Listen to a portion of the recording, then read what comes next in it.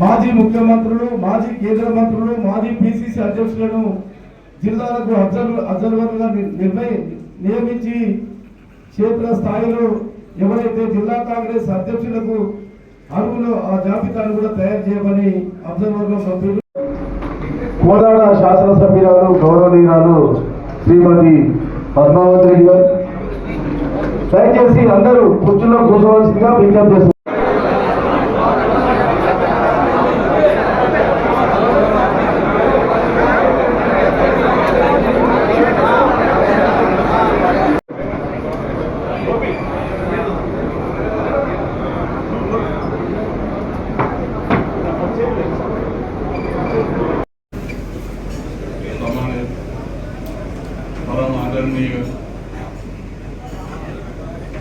आंध्र शिवारेड्डी गारू परम आदरणीय और तेलंगाना के प्रीवियसली आंध्र प्रदेश की सम्मानित नेता पूर्व अध्यक्ष प्रेजेंट मिनिस्टर और हमारा एमएल साहेब आदरणीय पद्मावती जी, जिला कांग्रेस कमेटी के अध्यक्ष वेंकनाथ यादव जी, डिस्ट्रिक्ट लाइब्रेरी की chairman A Ramarao ji, PCC Nagar and Kodar Assembly constituents. This vision कार्यक्रम I have come only for that purpose. This program was initiated by Rahul ji. Rahul ji ने इस विजन कार्यक्रम का प्रवर्तक है। पिछले जो अधिवेशन हुआ अहमदाबाद में, वही अधिवेशन से ये पेश किया गया। आदरणीय खड़गे जी के नेतृत्व में ये पास हुआ है, ये विधिवत स्वीकृति मिला है। ये सृजन कार्यक्रम तमाम हर प्रदेश में हिंदुस्तान तक चलेगा और पहले से वो पायलट स्टेट गुजरात में हुआ था, बाद में हरियाणा और मध्य प्रदेश में हुआ, तो उसके बाद में अभी हरियाणा, मध्य प्रदेश और ये बाद में फिर उत्तराखंड, पंजाब, ये सब स्टेट में हुआ, झारखंड अभी तो चल रहा है, अभी छत्तीसगढ़ तेलंगाना में चल रहा है। ये सब स्टेट में ये चलेगा ये कार्यक्रम फेज वाइज। हिंदुस्तान में ये सृजन कार्यक्रम संगठन सृजन कार्यक्रम के जरिए में कांग्रेस मजबूत बनाना ये इरादा है। जब राहुल जी भारत जोड़ो यात्रा में कन्याकुमारी से कश्मीर तक पैदल गए और मणिपुर से मुंबई तक भारत जोड़ो न्याय यात्रा किए, ఏఐసిసి అబ్జర్వర్గా శరత్ రావడం మరి నేను ఎంతో సంతోషిస్తున్నాను, స్వాగతం పలుకుతున్నాను. సరే, జనరల్గా మాట్లాడిన తర్వాత వారు కొంతమందిని అభిప్రాయాలు తీసుకుంటారు. 1 to 1 లోపల మీకు మీ అభిప్రాయాలు తెలియజేయవలసిందిగా మీకు విజ్ఞప్తి చేస్తున్నాను. మరి కాంగ్రెస్ పార్టీ ఉమ్మడి నల్గొండ జిల్లా కానీ సూర్యాపేట జిల్లా కానీ ఇక్కడ మీ అందరి శ్రమ, కృషి, రక్తం, చెమటతో కాంగ్రెస్ పార్టీ బలంగా ఉంది. అదేవిధంగా ముందు కూడా మనం ముందుకు పోదామని చెప్పింది మనం చేస్తూ ఐక్యతతో, కలెక్టివ్ ఎఫర్ట్తో, ఉమ్మడి కృషితో సూర్యాపేట జిల్లాలో కాంగ్రెస్ పార్టీని మరింత బలోపేతం చేసే విధంగా మనం ముందుకు పోదామని చెప్పి మీ అందరికీ విజ్ఞప్తి చేస్తూ ఈ సందర్భంగా నేను ఒక చిన్న ప్రకటన చేస్తున్నా. ప్రతిపక్షంలో ఉన్న వాళ్ళు పంకజుల విషయము ఆల్మట్టి విషయం మాట్లాడుతూ ఉన్నాం. చాలా స్పష్టంగా నేటి తెలంగాణలో కాంగ్రెస్ ప్రభుత్వం ముఖ్యమంత్రి రేవంత్ రెడ్డి గారు, ఉప ముఖ్యమంత్రి బట్టి విక్రమార్క గారి నాయకత్వంలో మా మంత్రివర్గం మొత్తం కూడా కాంగ్రెస్ ప్రభుత్వం, కాంగ్రెస్ పార్టీ మొత్తం కూడా కృష్ణా గోదావరి నదీ జలాలపై తెలంగాణ హక్కును కాపాడడానికి సమర్థవంతంగా మేము ముందుకు పోతున్నామని చెప్పి నేను మనం చేస్తున్నాను. మీరు ఒక విషయం గమనించాలి. మన కాంగ్రెస్ ప్రభుత్వం ఎప్పుడు చేయండి 7 డిసెంబర్ 2023 7 డిసెంబర్ 2023లో మన ప్రభుత్వం వచ్చిన తర్వాత ఆ ఖరీఫ్ పంటలో కానీ ఆ తర్వాత యాసంగి పంటలో కానీ ఇప్పుడు చేతికి వస్తున్న ఖరీఫ్ వానాకాలం పంటలో కానీ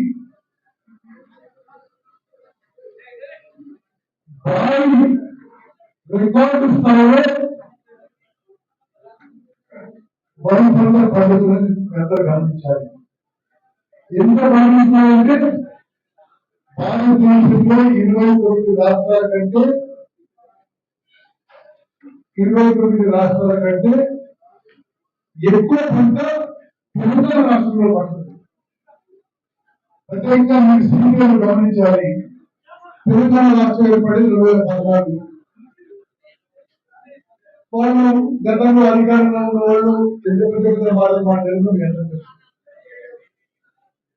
వాళ్ళ పరిపాలన కంటే ఎక్కువ గతంలో ఉమ్మడి ఆంధ్రప్రదేశ్ లో అంటే తెలంగాణ ఆంధ్ర సంస్కృతి కంటే ఎక్కువ ఈరోజు తెలంగాణలో రికార్డు స్థాయిలో వరి పంట పండుతుందంటే మరి కృష్ణా గోదావరి నదీ జలాల ఉపయోగం ఎవరి హాల్లో ఎంత సమర్థవంతంగా జరుగుతుందో అంతకంటే వేరే ఆధార అవసరం లేదు. ఉదాహరణకి ఈసారి ఇప్పుడు చేపలు వస్తున్న ఖరీఫ్ వానాకాలం పంటలు తెలంగాణలో వరి ధాన్యం 67 లక్షల ఎకరాల్లో 67 లక్షల ఎకరాల్లో 148.3 లక్షల మెట్రిక్ టన్నుల వరి ధాన్యం పండింది. దాంట్లో మేము 80 లక్షల మెట్రిక్ టన్నుల వరి ధాన్యం ఇప్పుడు కొనుగోలు చేయబోతున్నాము. రాష్ట్రంలో 8,432 కొనుగోలు కేంద్రాలు స్థాపిస్తున్నాము. కొనుగోలు కేంద్రాలకు అవసరం ఉన్న అక్కడ స్టాఫ్ ట్రైనింగ్ కానీ అవసరం ఇన్ఫ్రాస్ట్రక్చర్ కానీ తాడపాలు కానీ గణితాలు కానీ హరి క్లీనర్లు కానీ డ్రైవర్లు కానీ క్యాలిపర్స్ కానీ సరైన సంఖ్యలో ఏర్పాటు చేస్తున్నాము. ప్రత్యేకంగా విలేకరులు గమనించారు. ఈ నదీ జలాలను మేము అద్భుతంగా పరిపాలించారు. పరిపాలనకి నదీ జలాల ఉపయోగానికి ఇంతకంటే పెద్ద ఆధారం ఉందా అంటే వ్యవసాయంలో ఎంత సంబంధం 10 ఏళ్ల పరిపాలన కంటే ఈ వానాకాలం పంట 148.3 లక్షల మెట్రిక్ టన్ను ఇంత పంట భారతదేశంలో ఎక్కడ ఇన్నడు ఏ పంటలో రాలేదు. అందులో 80 లక్షల మెట్రిక్ టన్నుల వరిలను ప్రభుత్వం కొనుగోలు చేస్తుంది. ఇంత ధాన్యం ఇంత ఖర్చు పెట్టి ఎప్పుడు ఏ రోజు తెలంగాణలో కానీ ఆంధ్రప్రదేశ్ లో కానీ భారతదేశంలో కోట్లు ఖర్చు పెట్టి ఒకే పూట వైరాగ్యం కొనుగోలు చేయలేదు. కాపాడే విషయంలో, నదీ జలాలు కాపాడే విషయంలో ముఖ్యమంత్రి రేవంత్ రెడ్డి గారు, ముఖ్యమంత్రి బట్టి విక్రమార్క గారు, మా మంత్రివర్గం మొత్తం కూడా నదీ జలాలు తెలంగాణకి కాపాడే విషయంలో చాలా సమర్థవంతంగా మేము ముందుకు పోతున్నాము. చిత్తశుద్ధితో, సిన్సియారిటీతో, కమిట్మెంట్ తో ముందుకు పోతున్నాము. ఆంధ్రలో తెలుగుదేశం ప్రభుత్వం ఉన్నా, కర్ణాటకలో కాంగ్రెస్ ప్రభుత్వం ఉన్నా, మహారాష్ట్రలో బీజేపీ ప్రభుత్వం ఉన్నా, తెలంగాణకి రావాల్సిన కృష్ణా నదీ జలాలు వాటా కానీ, గోదావరి నదీ జలాల వాటా కోసం కానీ మేము అన్ని విధాలుగా జ్ఞాన పోరాటం చేసి, కేంద్ర ప్రభుత్వం రిప్రజెంట్ చేసి, అన్ని విధాలుగా సమర్థవంతంగా మన వాటా, మన హక్కులని కాపాడే దిశలో ప్రయాణం చేస్తున్నాము. ఆంధ్రాలో కంటే మరి ప్రపంచంలో ఉన్న పంకచర్ల ప్రాజెక్టు మేము వ్యతిరేకిస్తున్నాము. వాళ్ళు ప్రపోజల్ అన్న నాటి నుంచి ముఖ్యమంత్రి గారు, నేను పలుమార్లు కేంద్ర ప్రభుత్వానికి రిప్రజెంట్ చేసి ఆ పంకచర్ల ప్రాజెక్ట్ కి సంబంధించి సిడబ్ల్యూసీ కానీ, ఎన్విరాన్మెంట్ మినిస్ట్రీ కానీ, ముఖ్యమంత్రి గారు అందరికీ మాకు ఫోన్ చేసినాం. ఎన్విరాన్మెంట్ మినిస్ట్రీ తిరస్కరించింది. సిడబ్ల్యూసీలో ఒక భాగం కూడా ఇది 1980లో ఉన్న గోదావరి వాటర్స్ డిస్ట్రిబ్యూట్ ట్రిబ్యునల్ ఇచ్చిన అవార్డు వ్యతిరేకం అని స్పష్టంగా తెలియజేసింది. గోదావరి నది ఉన్న కోఆపరేషన్ స్టేట్ అంటే గోదావరి నదిని ఒడిన రాష్ట్రాలన్నీ అన్ని కూడా ఈ పంకజాలను వ్యతిరేకిస్తుంది. మేము కూడా వ్యతిరేకిస్తున్నాం. అధికారుల స్థాయిలో, న్యాయస్థానంలో కేంద్ర ప్రభుత్వం దగ్గర పంకజాల ప్రాజెక్టు వ్యతిరేకిస్తున్నాము. ఏదో పరిణామం చేయడము, ప్రజల్లో అపోహ కలిగించాలను అని ఒక విధమైన వితండవాదం వారిని టిఆర్ఎస్ ప్రభుత్వం వినిపిస్తుంది, టిఆర్ఎస్ పార్టీ వినిపిస్తుంది. వాస్తవంగా టిఆర్ఎస్ ప్రభుత్వంలో ఉన్న సమయం కంటే కృష్ణా నదీ జలాల విషయంలో, గోదావరి నదీ జలాల విషయంలో మేము వచ్చి 20 నెలలు జరిగింది. అయినా సరే ట్రిబ్యునల్లో కానీ, సుప్రీంకోర్టులో కానీ, కేంద్ర ప్రభుత్వంలో కానీ గోదావరి నదీ జల విషయంలో, కృష్ణా నదీ జల విషయంలో చాలా సమర్థవంతంగా, చిత్తశుద్ధితో, కమిట్మెంట్ తో మేము తెలంగాణ హక్కులు కాపాడే విధంగా ముందుకు పోతున్నాము. నేను 6 సార్లు ఎమ్మెల్యేగా, ఒకసారి ఎంపీ చేశాను. ఉమ్మడి ఆంధ్రప్రదేశ్ లో కూడా క్యాబినెట్ మంత్రిగా ఉన్నా, ప్రత్యేక తెలంగాణ రాష్ట్రంలో క్యాబినెట్ మంత్రి, 6 ఏళ్ళు రాష్ట్ర కాంగ్రెస్ పార్టీ అధ్యక్షుడిగా ఉన్నా, రాష్ట్ర కాంగ్రెస్ పార్టీ వర్కింగ్ ప్రెసిడెంట్ ఉన్నా, పార్లమెంట్ సభ్యులుగా ఉన్నా, ప్రతిపక్షంలో ఉన్నా, అధికార పక్షంలో ఉన్నా, ఒకసారి 94 ఓడిపోయినా కూడా నేను ఏ కుటుంబంలో ఉన్నా లేకున్నా నేను ప్రజలకి ఏదో విధంగా మేలు జరగాలనే విధంగా ఒక దూర సంకల్పంతో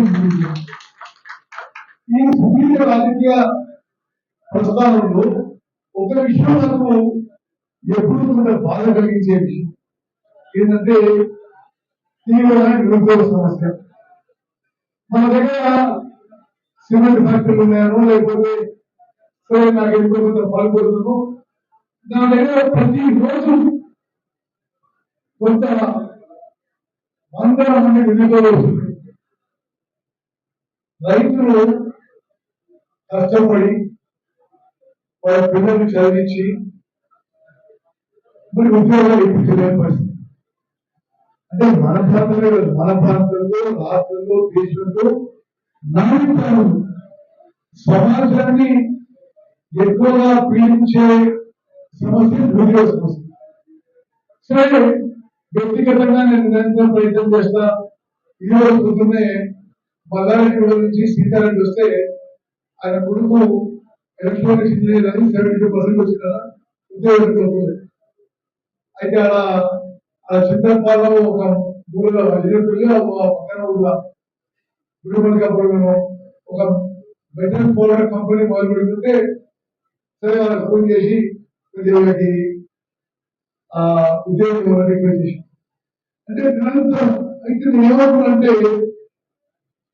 సరే మన కృషి చేస్తూ ఇప్పుడు ప్రత్యేకంగా గ్రామీణ ప్రాంతాల నుంచి ఈ పెద్ద పెద్ద కంపెనీలు అందుబాటులో రావడం కష్టం. అండ్ నిరంతరం పోయి కూడా కష్టం. ఏమాత్రం అంతే కదా. అయితే నేను కొంత ఆలోచన చేసి ఆ కంపెనీలనే మన దగ్గర పెడతామని ఆలోచన చేసి ఇప్పుడు శనివారం 25వ తారీఖున హుజూర్ నగర్ లో ఇన్ఫినిటీ హై స్కూల్, ఈరోజు దాని పేరు బీవీ స్కూల్ అంటారు. స్కూల్ అక్కడ విజయ స్కూల్, ఈరోజు విజయ స్కూల్. ఓకే, అయితే అక్కడ ఒక మెగా జాబ్ మీద ఏర్పాటు చేసింది. అయితే రాష్ట్రంలో 150 కంపెనీలు ఆహ్వానించారు. మరి సరే 100% వాళ్ళు అందరూ వస్తుందా అని అందరూ రావాలని గట్టిగా ప్రయత్నం చేస్తున్నాం. ఉమ్మడి జిల్లాలో ఉన్న కంపెనీలు అందరూ కూడా ఆహ్వానిస్తున్నాం. ఒక ఉద్యోగం పెడుతున్నాం. ఉమ్మడి నల్గొండ జిల్లాలో ఇప్పుడు నిరుద్యోగ యువతి యువకులు, కాలేజీలో చదువుతున్న ఫైనల్ ఇయర్ స్టూడెంట్స్ అందరినీ ఆహ్వానిస్తున్నాము. ఆ జాబ్ వేదాన్ని పోస్టర్ సోషల్ మీడియా మీద విడుదల చేస్తున్నాము.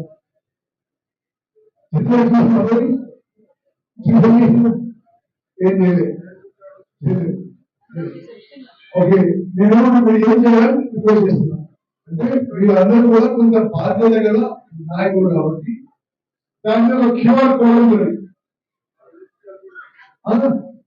ఆ క్యూఆర్ కోడ్ అని డౌన్లోడ్ చేసుకుని ఆ ఫామ్ నింపించి సబ్మిట్ చేయాలి. అంతేనా? కేకేఆర్ చేస్తున్నా నేనేమంటే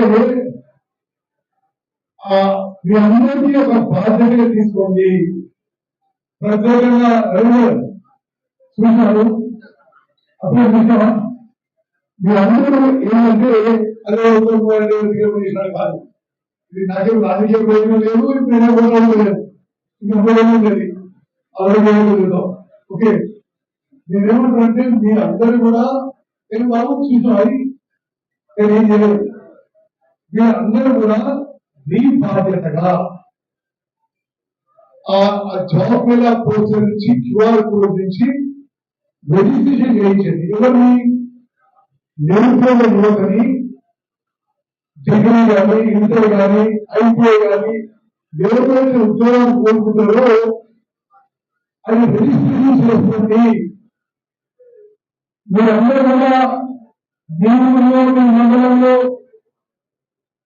మన చుట్టూ చాలా మంది నిరుద్యోగ కోరుకుంటున్నారు. ఉంటే దయచేసి కృష్ణా నది జలాల విషయంలో రాష్ట్రంలో జరిగింది, వారాల్లో జరిగింది.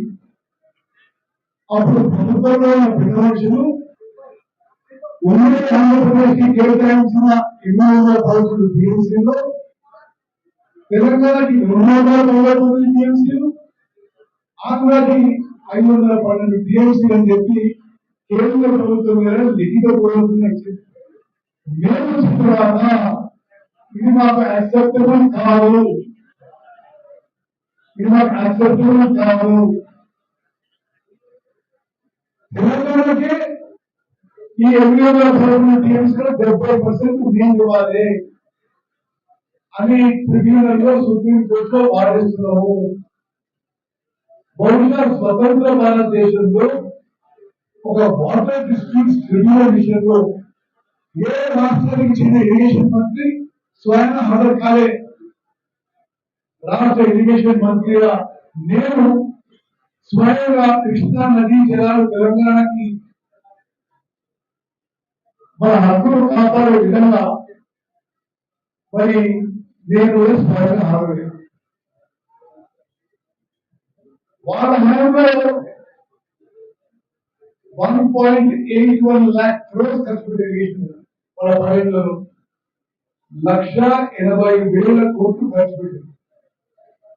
ఎక్కడ ఆలోచించిందా అంటే కాళేశ్వరం నామమాత్రం ఆయకట్టు 13 రంగారెడ్డిలో ఒక్క ఎకరం కూడా ఆయకట్టుకోలేదు.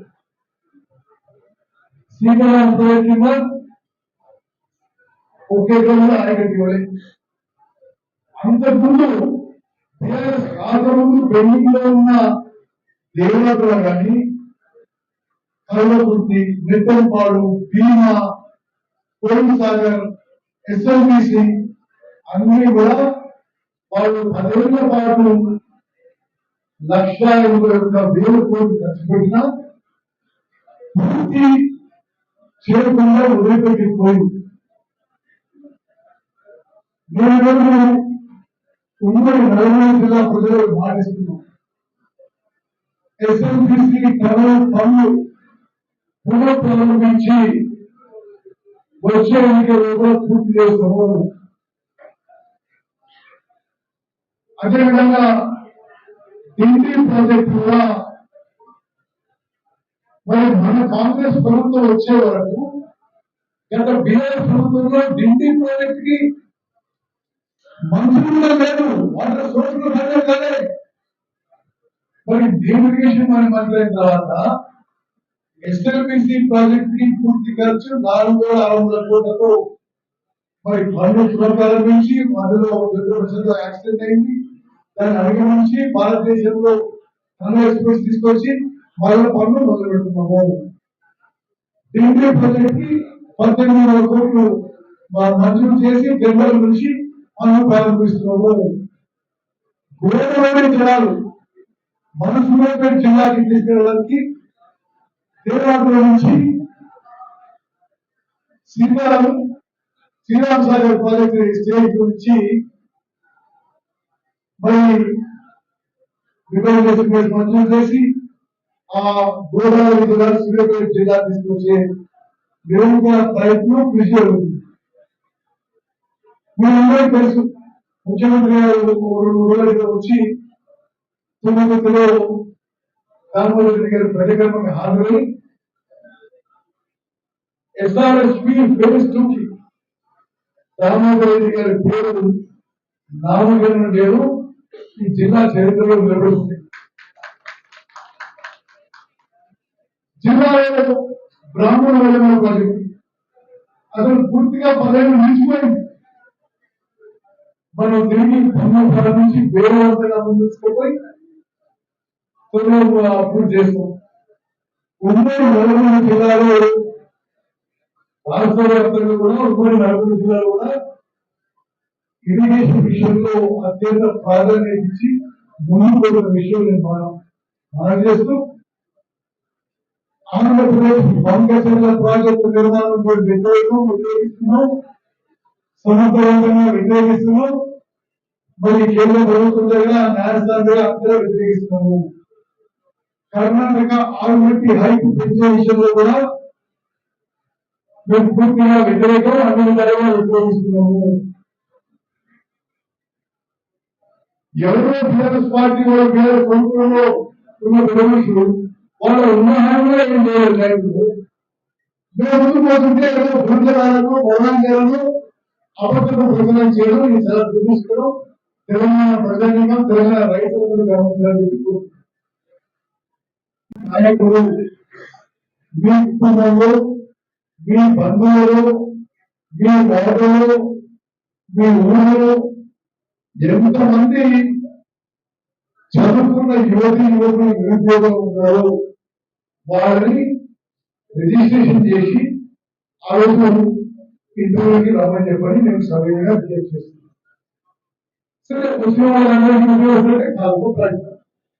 ఓకే, మాక్సిమం కంపెనీస్ ఇన్వైట్ చేసి నేను మాక్సిమం రిక్రూట్మెంట్ చేసే ప్రయత్నం చేస్తాను. అయితే మా అందరం కూడా ఏదైతే అలాగే కాదు, మా అందరం కూడా మన కుటుంబంలో, మన బంధుమిత్రుల్లో, మన ఊళ్ళలో, మన మండలంలో అందరం కూడా కొంచెం ఎక్కువ పెట్టాలి. సరేనా? ఇదంటే విషయం క్లారిటీ అర్థమైందా? ఒక అర్థం కాకుంటే ఒక మాట్లాడి అది చెప్తాను. Okay, okay. సో ఇది డెఫినెట్ గా ఒక మంచి కార్యక్రమం భావించి నేను దీని ఏర్పాటు కోసం ఎవరు సహకారం తీసుకుంటున్నాను? డిపార్ట్మెంట్ ఆఫ్ ఇండస్ట్రీస్ రాసుకోండి. డిపార్ట్మెంట్ ఆఫ్ ఇండస్ట్రీస్ కింద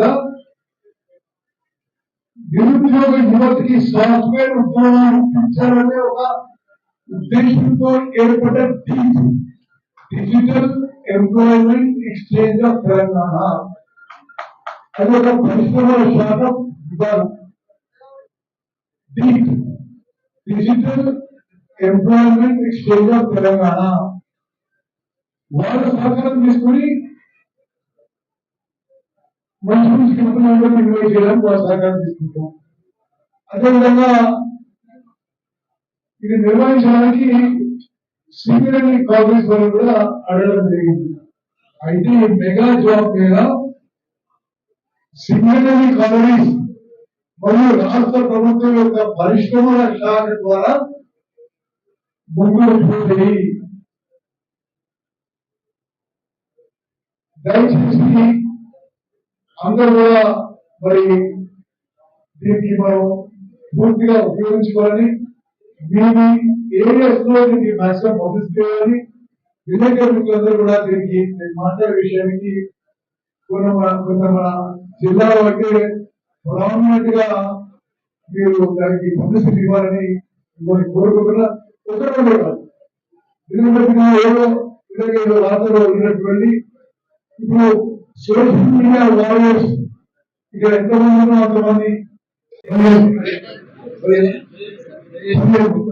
27వ తారీఖు నేను మీ అందరికీ చేతులకి నమస్కరించి విజ్ఞప్తి చేస్తున్నా. చేస్తున్నావు నేను అట్లా ఆ ఫంక్షన్ వేసి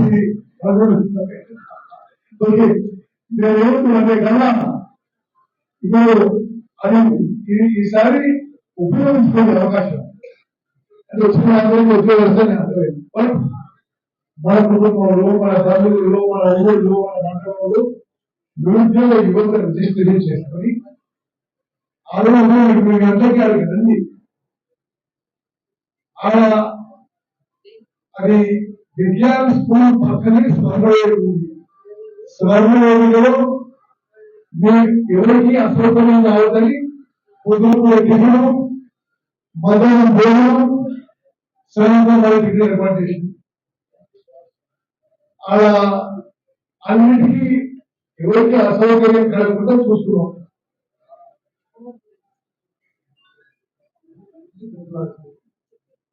మరి రిజిస్ట్రేషన్ అక్కడ కూడా చేసుకోవచ్చు, కానీ ముందు రిజిస్టర్ చేసుకుంటే అలాగే రిజిస్టర్ తయారై ఉంటుంది. ఓకే, ఇప్పుడు అప్పుడు ఒక స్కూల్ కాలేజ్ పనిచేస్తున్నారు, మీ కాలేజ్ అని చెప్పాలి. ఇక్కడ క్యూఆర్ కోడ్ రిజిస్టర్ చేసుకుంటారు. ఓకే, మాక్సిమం నేనైతే ఆ కంపెనీ ఏం చేస్తానంటే మీరు వస్తే మీరు ఎంతో కొంత రిక్రూట్మెంట్ చేసుకోవాలి. వాళ్ళు అదే రోజు కొంతమందికి ఆఫర్ లెటర్ చేస్తుగా ఆఫర్ లెటర్ ఇచ్చి ఫైనల్ గా హైదరాబాద్ లో కంపెనీ ఆఫీస్ లో ఫైల్ ఇంటర్వ్యూ ఉంటుంది. దయచేసి ఈ కార్యక్రమంలో నేను మళ్ళీ ఈ అవకాశం ఎందుకు వాడుకుంటున్నానంటే సరే మీరు ఏదో సులభానికి వచ్చింది, మరి దీని ద్వారా నా మెసేజ్ ద్వారా కోరుకుంటున్నాను. కాపాడే విషయంలో, నదీ జలాలు కాపాడే విషయంలో ముఖ్యమంత్రి రేవంత్ రెడ్డి గారు, ముఖ్యమంత్రి బట్టి విక్రమార్క గారు, మా మంత్రివర్గం మొత్తం కూడా నదీ జలాలను తెలంగాణకి కాపాడే విషయంలో చాలా సమర్థవంతంగా మేము ముందుకు పోతున్నాము. చిత్తశుద్ధితో, సిన్సియారిటీతో, కమిట్మెంట్ తో ముందుకు పోతున్నాము. ఆంధ్రలో తెలుగుదేశం ప్రభుత్వం ఉన్నా, కర్ణాటకలో కాంగ్రెస్ ప్రభుత్వం ఉన్నా, మహారాష్ట్రలో బీజేపీ ప్రభుత్వం ఉన్నా, తెలంగాణకి రావాల్సిన కృష్ణా నదీ జలాలు వాటా కానీ,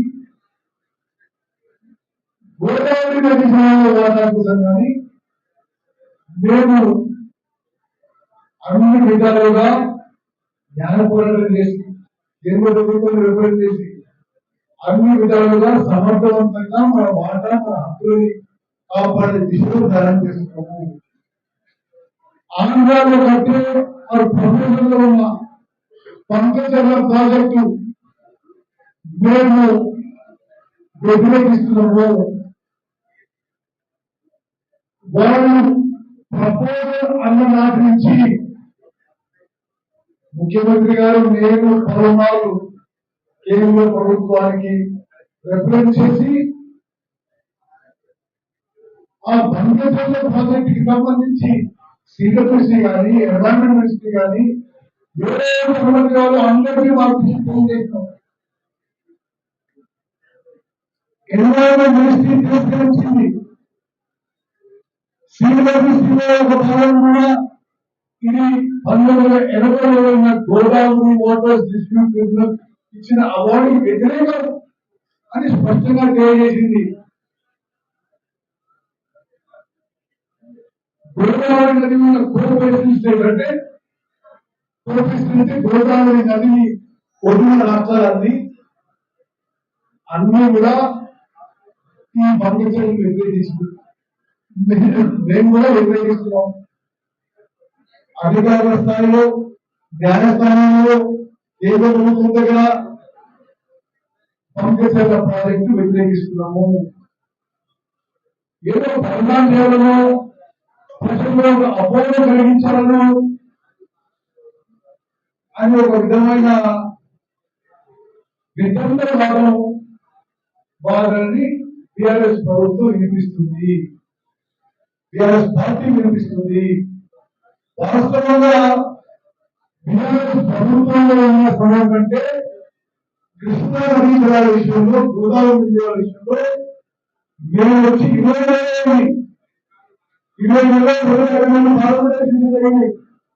అయినా సరే ట్రిబ్యునల్లో కానీ, సుప్రీంకోర్టులో కానీ, కేంద్ర ప్రభుత్వంలో కానీ గోదావరి నదీ జల విషయంలో, కృష్ణా నదీ జల విషయంలో చాలా సమర్థవంతంగా, చిత్తశుద్ధితో, కమిట్మెంట్ తో మేము తెలంగాణ హక్కులు కాపాడేట్టుగా ముందుకు పోతున్నాము. ఒక 2-3 జిల్లాలకి అబ్జర్వర్ రావడం జరిగింది. ఈ రోజు మనతో ఉండి రేపు వాళ్ళు భువనగిరి పోతారు. అయితే